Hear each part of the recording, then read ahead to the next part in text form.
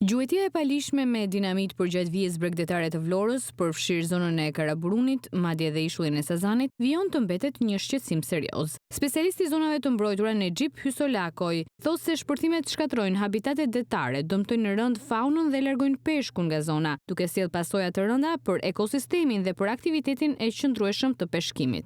Ishte një lloj gjuetie me radhë pak të ndaluar, po nëse ekziston nuk diskutohet që dëmi i saj është i gjithanshëm, përsa i takon gjithë specieve ujore, pra. Jo vetëm peshqe edhe delfin apo dhe foka, por çdo lloj edhe tek pjesa e bimësisë, po themi në det, pra ka efekt negativ.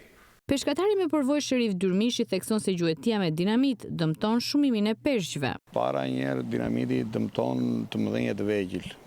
E dyta, shumë nga njerëzit që e përdorin në kohë të shtimit ku brango të peshqve mëmave, për shumë që lëshojnë vezët dhe këtë, shfrytëzojnë këto grumullime të sasisë peshkore për pasur atë sasinë më të madhe të peshkut gjuetur në një farë mënyrë apo të vrarë me dinamit, sepse gjueti nuk mund ta quajmë gjueti, nuk